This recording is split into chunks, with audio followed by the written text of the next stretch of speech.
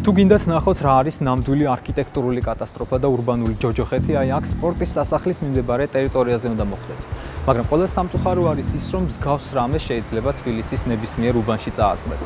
ყოველგვარი ლოგიკისგან, სტილისგან, გათვლებისგან ამოვარდნილ დაუგეგმავ განაშენიანებას და ნაგებობებს. მომდენო რუბრიკის სტუმრები, არქიტექტორები თბილისის ყველაზე მახინჯი შენობების შესახებ ისაუბრებენ. და ეს არის უბრალოდ ესთეტიკის საქმე, ვის მოსწონს ან არ მოსწონს ესა თუ ის შენობა. ეს არის მახინჯი გარემო, რომელშიც სამწუხაროდ მთელი თაობები გაიზრდება.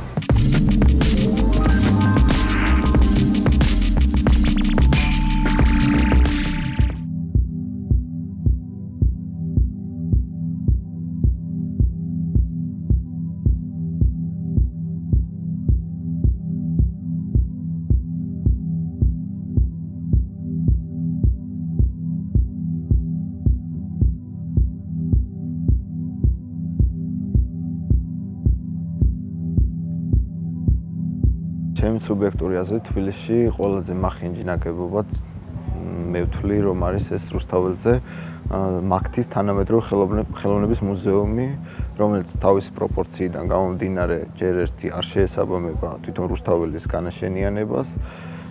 მეორე ჩემი აზრი არის რომ არ უნდა გაკეთდეს ისე მიბაძვა ძველი არქიტექტურის და უნდა ყოფილიყო რაღაც უფრო თანამედროვე არქიტექტურა, რომელიც პროპორციებით არ დაჩრდილავდა იგივე გვერდზე მდგომ ქაშვებს.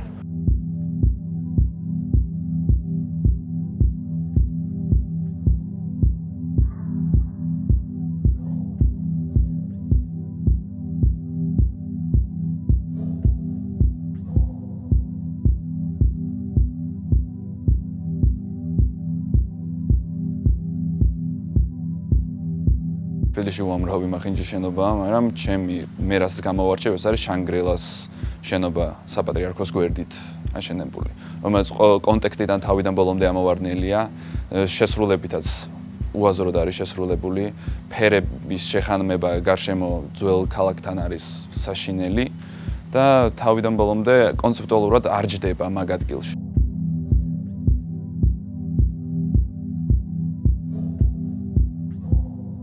ჩემი აზრით ერთ-ერთი ყველაზე მახინჯი შენობა არის კარე შენობა, რომელიც მდებარეობს აღმაშენებლის ხეივანზე. ანუ ჩემი აზრით საერთოდ არ არის მორგებული იმ ადგილას და არის რაღაც მასშტაბურად უფრო პატარა. აქ ძალიან ბევრი ფორმა, ანუ გამოწევები და ამით უფრო ყურადღებას იქცევს და არის თან ჭრელი ფერები.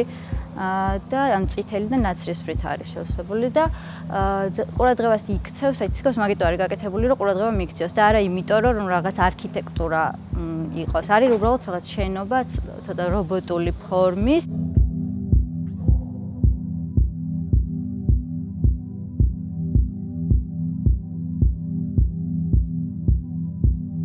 ჩემი აზრით ყველაზე მახინჯი შენობა დღესდღეობით, რაც აქტუალური არის და რაც ყველაზე ძალიან უფრო თვალშისაცემია არის აი რუსთაველის გამზირზე გაურკვეველი წარმომავლობის ჯგუფი, გაურკვევლად მახინჯ მაღლის შენობას რომ აშენებს.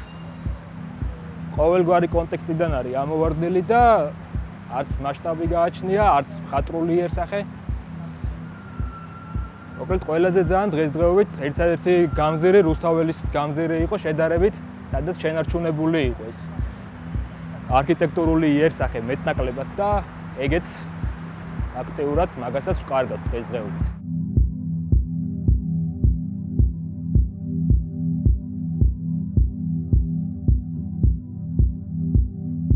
ყველაზე მახინჯი თბილისში გაჩნდა უცებ რამდენიმე ვერტიკალი, რომელიც სიმართლე გითხრათ ცოტა მაღიზიანებს.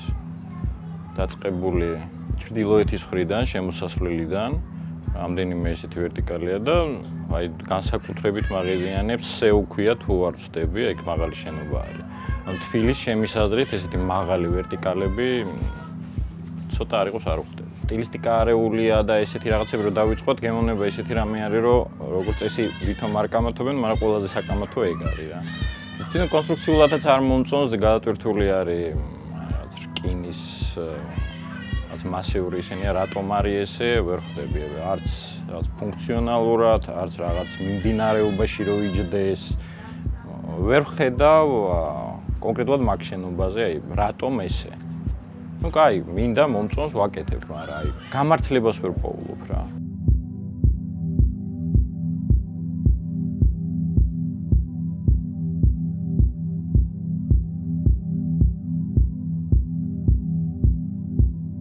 სამწუხაროდ თბილისში ბევრია მახინჯის შენობა, მახინჯის შენობების ჯგუფი, უბნები. თუმცა შორს რო არ წავიდეთ რუსთაველის გამზირზე, პირველი სკოლის უკან აშენებული დაახლოებით 16 სართულიანი საცხოვრებელი კორპუსი, საკმაოდ მახინჯია. არა იმიტომ რომ ის არის რაღაც კლასიცისტურ სტილში გადაწყვეტილი და ეს არის 21 საუკუნე, არამედ ეს არის რაღაც ურბანულად მახინჯის შენობა, იმიტომ რომ ადრე ვისაც ახსოვს, აი მე მახსოვს მაგალითად ხაშვეთა რო ვიდექით, მამა დავითი ჩანდა და ეს იყო რაღაც აი ხაზი იყო, ანუ ქალაქგეგმარება, ანუ ხედები ჩანდა. ამ შენობამ ეს ხედი, ანუ უმასშტაბოდ ჩაიდგა და დახურა ეს ხედი. ანუ თვითონ აი რუსთაველის გამზის მასშტაბი დაუკარგა, რასაც აკეთებს იგივე მხატვრის სახლი, ადგილას შენობა, ასევე მილენიუმი სასტუმრო, რომელიც შენდება ცოტათი აქეთ იმების უკან. და ზოგადად საცხოვრებელი გარემოა მახინჯი და ანუ ეს თვითონ ხალხიც იქ უკვე არ მგონია ჯანსაღი გაიზარდოს ამის შემდეგ.